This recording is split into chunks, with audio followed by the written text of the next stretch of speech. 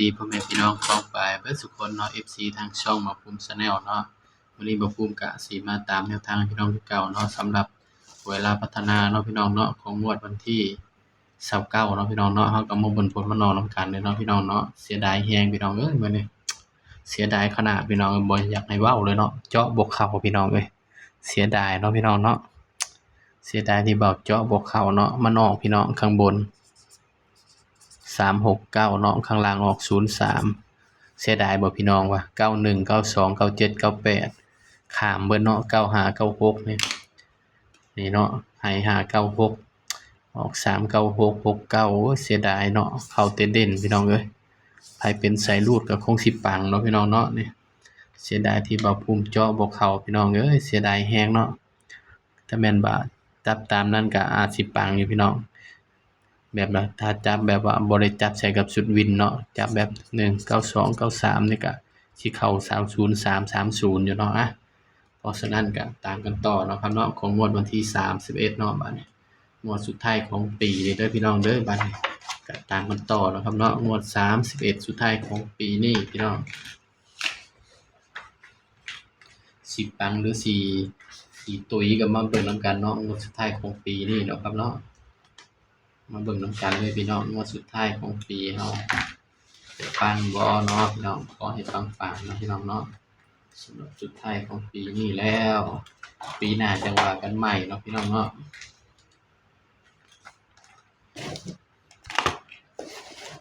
เอาปีนี้เนาะปีหน้าจะมาว่ากันใหม่เนาะงวดสุดท้ายของปีส่งท้ายปีเก่าต้อนรับปีใหม่ก็ขอให้ปังๆเนาะพี่น้องเนาะสำหรับงวดนี้เนาะส่งท้ายปีเก่าต้อนรับปีใหม่เนาะ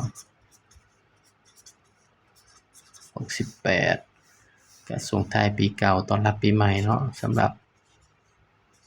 เวลา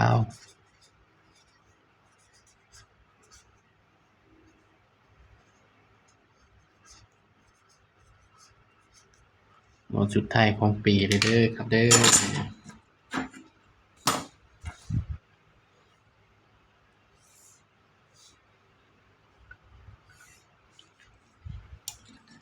มาเบิ่งเด่นนำกันเนาะพี่น้องเนาะงวดสุดท้ายของปีสิได้เด่นหยังดีเนาะสุดท้ายของปีนี้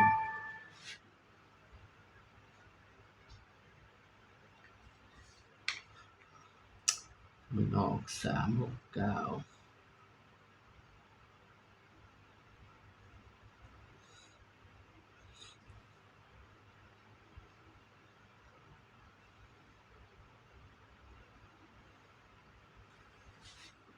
สำหรับงวดสุดท้ายของปีเนาะ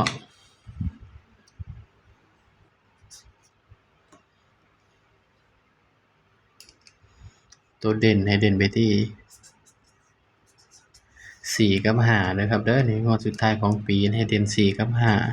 5นี่คืองวดสุดท้ายของปีเนาะครับเนาะเด่น4กับ5พี่น้องเด่น4กับ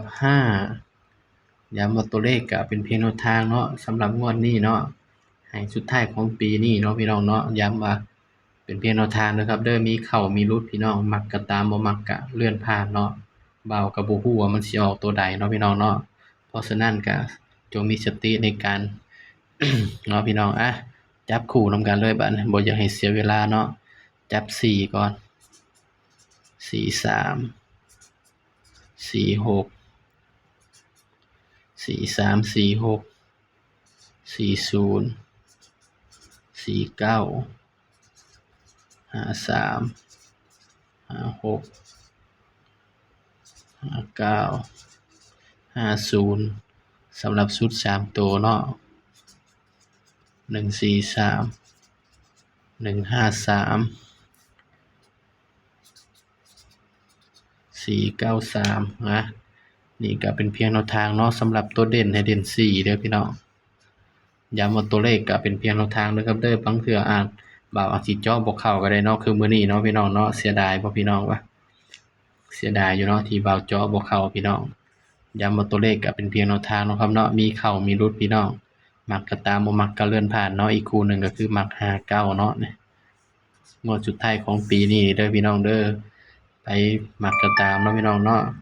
แล้วก็กันไว้นำเด้อพี่น้องเด้อ สำหรับกันตัวเดียวเนาะกันพศมันเด้อพี่น้องกันไว้ที่68ตัวเดียวเนาะนี่